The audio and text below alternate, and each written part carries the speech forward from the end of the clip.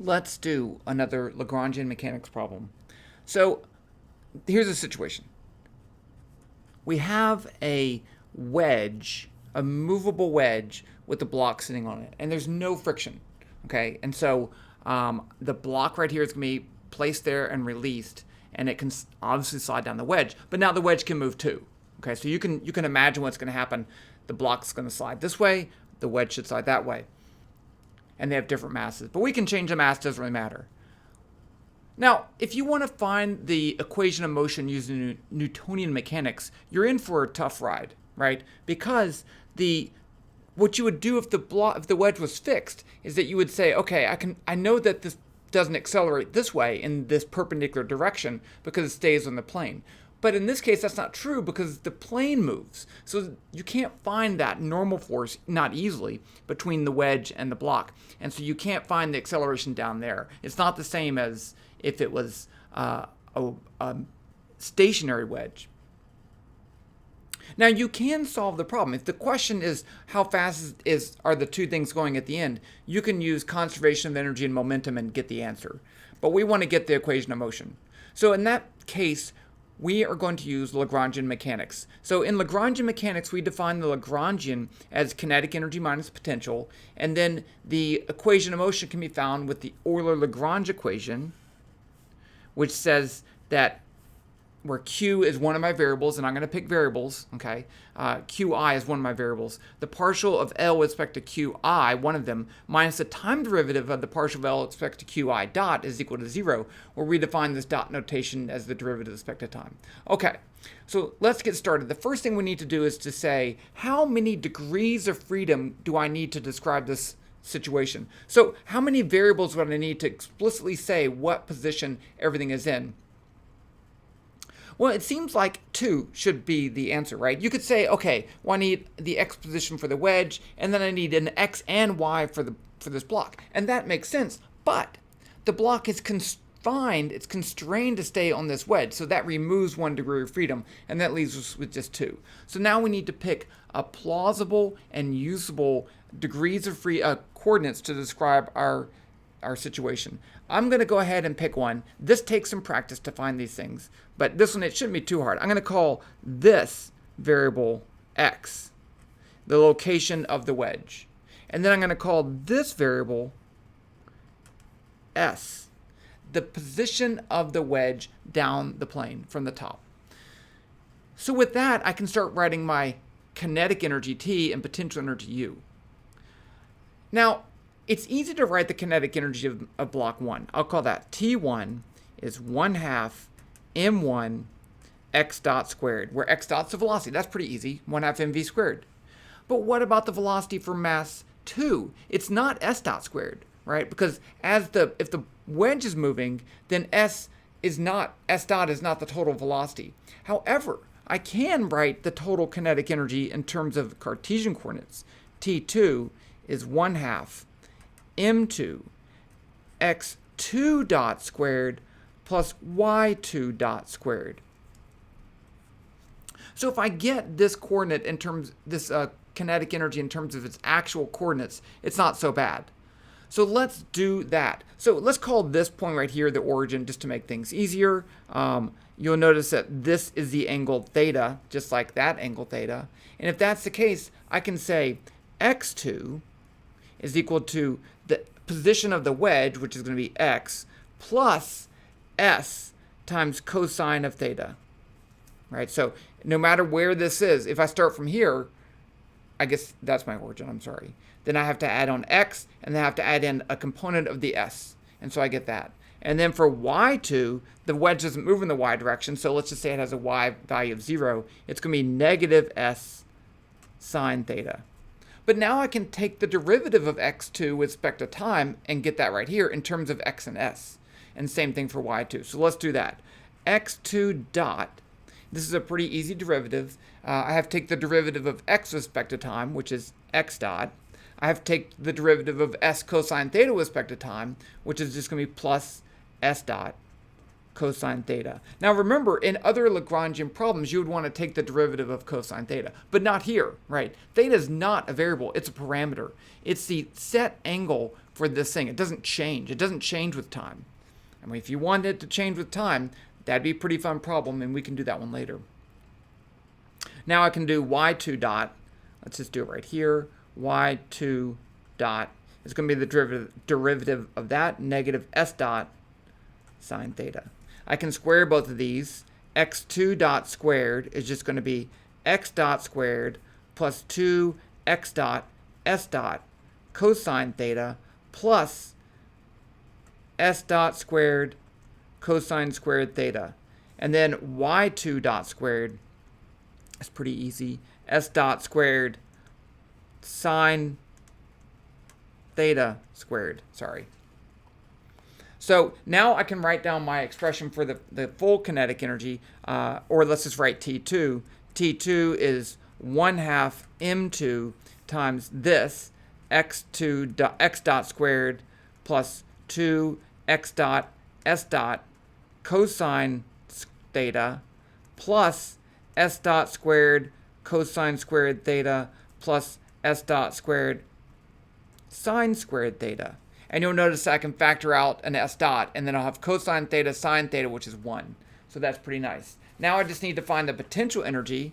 So let's write the potential U. It's just going to be, this doesn't have any change in potential, so I'm just going to say it's 0. And this one's going to be equal to m2 g y2, which is going to be negative m2 g s sine theta. That gives me my total Lagrangian, L equals T minus U, and it's going to be this kinetic energy, 1/2 m1 x dot squared plus 1/2 m2, all of that right there,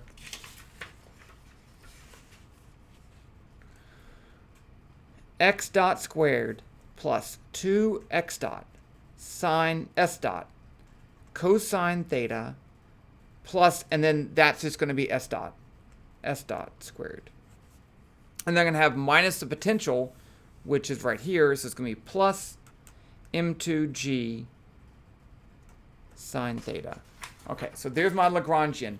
So now that I have my Lagrangian, I can take the partial of this with respect to s, and then I'll take, we got to do one variable at a time. So let's actually do, let's do x first.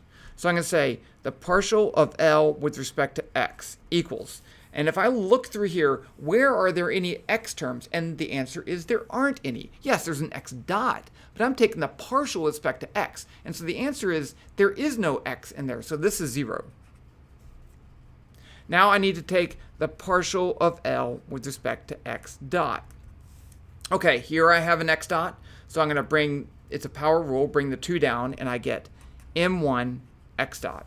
Here's another x dot, so if I multiply this out, I get plus m2 x dot.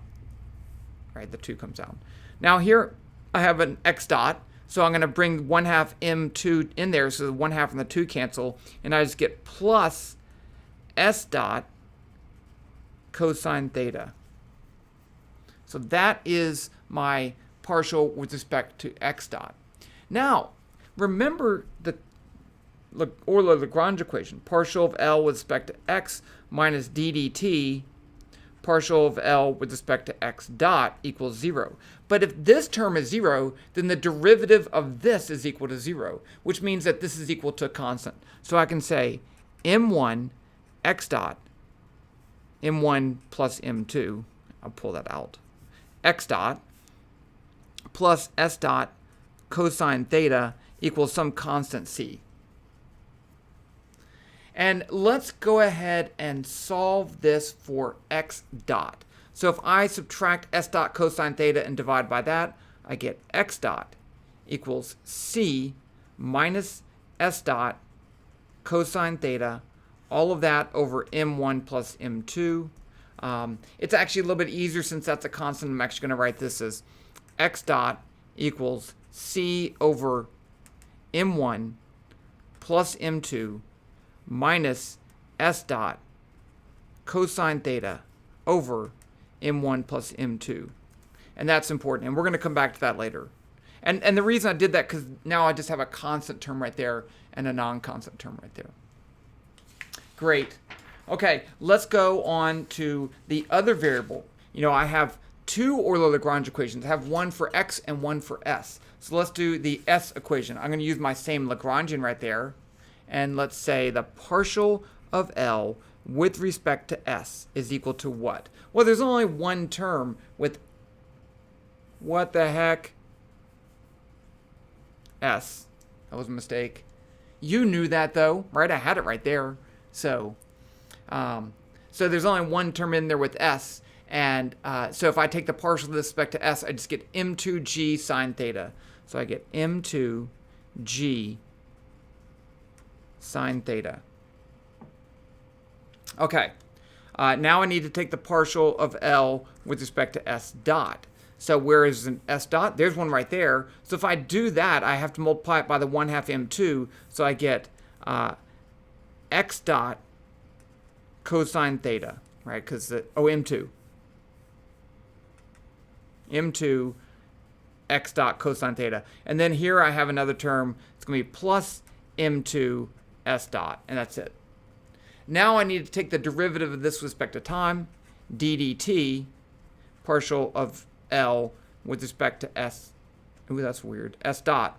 So that one's pretty easy. The only thing in this first term that depends on time is x dot. I take the derivative of x dot, I get x double dot. So I get m2 x double dot cosine theta plus m2 s double dot. Now, this minus this equals 0, so this is equal to that. So let's write that out. m2 x double dot cosine theta plus m2 s double dot equals m2g sine theta. Okay, so now I have a differential equation with two second order derivatives, right? I have the second derivative of x and s. And so it might be difficult. In this case, we're in luck because I have this. I have x dot in terms of s dot. And you know what I can do? I can take the derivative of this. So if I take the derivative, I get x double dot equals, well, what's the derivative of this with respect to time? It's 0 because it's a constant. What's the derivative of this? Is this going to be negative s double dot cosine theta over m1 plus m2. So now I can substitute that into here. You see that? Is that what I'm going to do? Yes, that's what I'm going to do. Okay, so let's put that in over here. I'm going to say, yeah, because I'm going to have two s dots. Okay, let's just do it. I'm going to move that up right there. So if I do that, if I put in this x double dot into here, I get negative m2 x double dot is going to be s double dot, and then I'm going to have a cosine theta, so it's cosine squared theta, and then all of that over m1 plus m2. That's that term. And then I have plus m2 s double dot, and then I have equals m2g sine theta. Now I want to solve this for s double dot. So I'm going to factor out the s double dot, and I get s double dot times, actually m2 cancels. Is that right? Let's see. Actually, if I solve this for s double dot first, the m2 cancels. Yeah, s double dot. I think this is okay. S double dot. That, yeah, m2 cancels. Okay, right there. So I get cosine squared theta plus over m1 plus m2 plus 1 equals g sine theta. And if I solve that, oh, this should be minus. I had a, oh, okay, wait. There's a minus right here. So this is minus. Yeah. Okay, so I should switch the order of those. Okay, so now if I solve this for s double dot, I get the following. S double dot equals g sine theta over 1 minus cosine squared theta over m1 plus m2. And you'll notice something really interesting about that answer. It's constant, right? G is constant, sine theta is constant, 1 is constant, cosine squared theta is constant, m1, m2 is constant. It's all constant, so it's a constant acceleration. And then I can go back over here and I can get my acceleration of the other block. If s double dot's constant, then x double dot's constant. But now I have these two things. So what I want to do for fun is to model this in Python, even though you don't really have to, right? Because it's constant acceleration. I still want to do it because if I want to do another problem later that is similar but different, then I need to do that too. So I need to know these two things, okay? Now, I can find the position at any time since it's a constant acceleration. I can say s is a function of t. You could integrate it twice. I'm going to assume you know how to do that. It's just going to be s0 plus s dot 0 t plus 1/2 s double dot t squared. That's your kinematic equation for s. And then the same thing for x. X is a function of t is x0, the initial position at time t equals 0, x dot 0 t plus 1/2 x double dot t squared. So that's that. So we're going to use that in Python. So let's jump over here to Python to model this. It'll be fun and profitable. Maybe not actually profitable, but that if we don't make a profit, that's okay. Okay, let's make this a little bit bigger. And I'm going to give you the code. Oops, down here. Now, I already started because there were some things that aren't fun, right? They're a little tedious to get working. So let's look at some of this code. So this stuff right up here, I made a graph. I didn't finish the problem, so this is just starting. I'm going to make a graph, and what I'm going to do is if I want to make a graph, I need numerical values. So I need the value of the length of the wedge. I need values for the angle of the wedge. I need values for the masses. I don't even remember what the W is. Oh, that's the W's for the width of the thing. It doesn't really matter. So it's a 1/2 meter long wedge angled at 30 degrees. And now I'm going to make some 3-dimensional objects. The ground is just a box. The wedge is also a box that's rotated. And I wanted to make an actual wedge, but I got confused and it didn't turn out right. I could make a triangle that was 3-dimensional, but I just didn't like it. And so I said, don't worry about that. I'm just going to make a wedge and tilt it. You don't care, right? You just want to see the code. So in Python, I can make a box like this, and then I can just rotate it at some angle, and that's what I did. Now, you do have to be careful because the position of the box is the center, so I need to calculate the center of the box. It's not too hard. I don't want to go into all the details, but you can do it. And then the block on the wedge, I'm calling just mass. It's a box, too. And then I had to rotate it so it would fit. And then I have mass 1, mass 2, time, and time step. So let me just run this so you can see what it looks like. So there's my block on a wedge, right? And now what I need to do is to go through and calculate the new s and x coordinates every single time. I'm going to plot those. And once I get that working, I can go animate the motion of the wedge and the block. Okay. Okay, so let's go down here and let's say, is this big enough? I feel like it's not big enough. I think that should be big enough. Okay. So let's just start with something simple like while t is less than 0.5. I always like to do a time step because it's easier to manage. I know when the time's going to end. If you say I'm going to do it while the block's greater than 0 in the y position, it may never get there for some reason based on your code, but the time's going to get to 0.5 seconds. Okay. Let's do a rate of 100 for right now. Actually, let's change. That's fine. So this tells Python how often to do calculations. For the graph, it doesn't matter, but when we get to the animation, it will. Okay, so if I need to start off my initial positions, right? So I need some values. Let's say x equals 0, s equals 0, which I may have to change that a little bit. X dot, they're both going to start from rest. X dot is equal to 0. S dot is equal to 0. Now I need to calculate x double dot and s double dot. So I can call it x dd dot. Oh, let's do s first. S S dd dot. Now I'm just going to enter, it's a constant, so I don't need to put it in the loop. I'm looking at my equation right here. Oh, I need G too. So let's say G equals 9.8. So S double dot is going to be G times sine of theta, not theta, no, theta, no, there, divided by 1 minus cosine theta divided by m1 plus m2. And now I can calculate x double dot, no, equals, looking at my calculation on my sheet, it's just going to be negative s double dot times cosine theta, nope, divided by m1 plus m2. Okay, so now that I know my accelerations, I can just calculate my actual position. So I can say s equals s, let's put this up here, s0 equals 0, 0,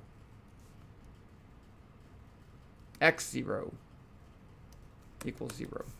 Yeah, I don't need that. Okay, so s, I'm just going to type my equation, s0 plus s dot, let's call these zeros right now, 0, 0, 0 times t plus 0.5 times s double dot times t squared. X equals x0 plus x dot 0 times t plus 0.5 times x double dot times t squared. Now I need to update. Oh, I'm going to plot them now. So I called it fs, didn't I? Fs for the block, and fx for the other one. Fs dot plot, oops, ts. Fx dot plot, tx. And then t equals t plus dt. I need to increase time, so the whole thing will end. Let's see if this actually works, and then we can play with it more. And it didn't. 35. Oh, I misspelled it. 35. Okay, that's fine. Can fix that. 35. X dot. What?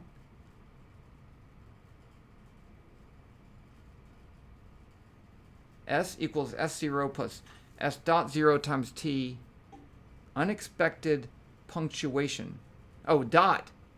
That's it. 0.5. I was looking at the X dot. Okay, so that doesn't move.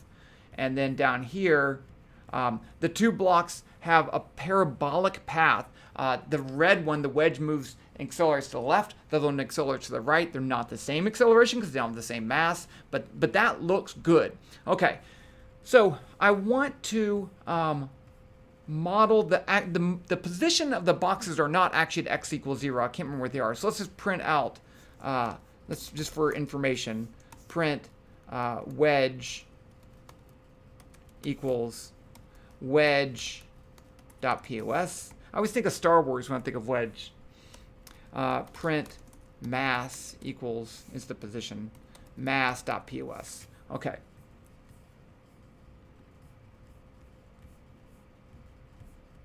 Okay, so the wedge starts at x equals 0. That's great. So if I represent its position with x, that's fine.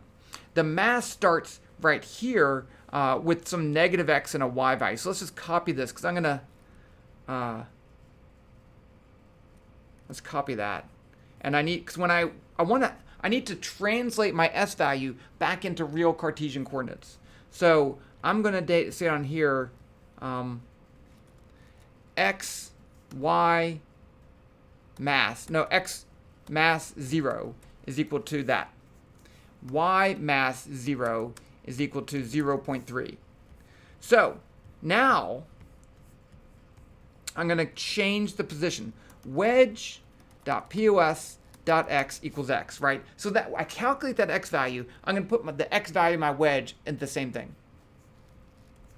Mass.pos equals, I need to change x and y, so I'm going to say it's just a vector.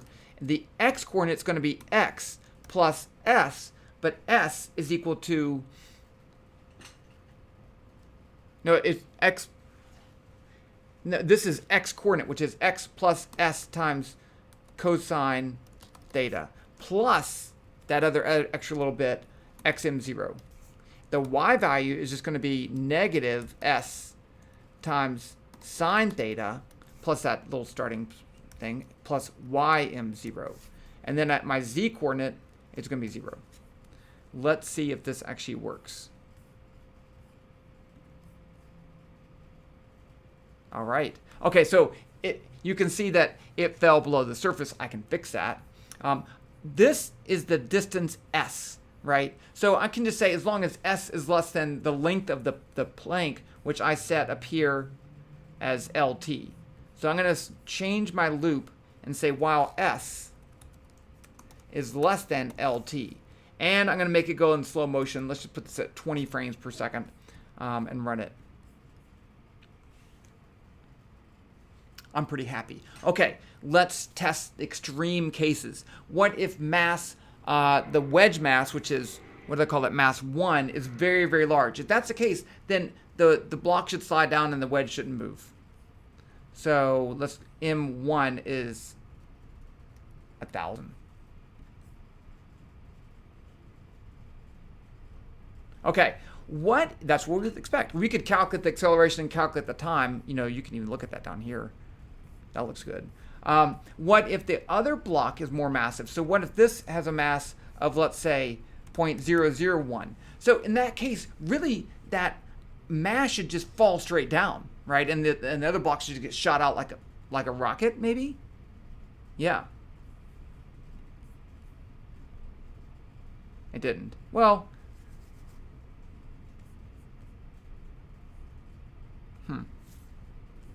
maybe that's not a different enough mass. M1, let's just see. I'm not too happy with that. Okay, let's change it back to just 1. Now what I want to do is I want to see if momentum is conserved. Momentum should be conserved. If you look at the Lagrangian, momentum should be conserved. So let's just look at the in the x direction, not conserved in the y direction, because gravity pulls on it and the table pushes on it, so it's not conserved. So let's put print the momentum p mx equals, and this is momentum of the mass. It's going to be equal to I'd have to calculate the velocity, which I didn't do, but I did do in my setup. I said x2 dot. I said x2 dot is x dot plus s dot cosine theta. So let's do x dot first. So let's do wedge. X dot. I never calculated x dot though.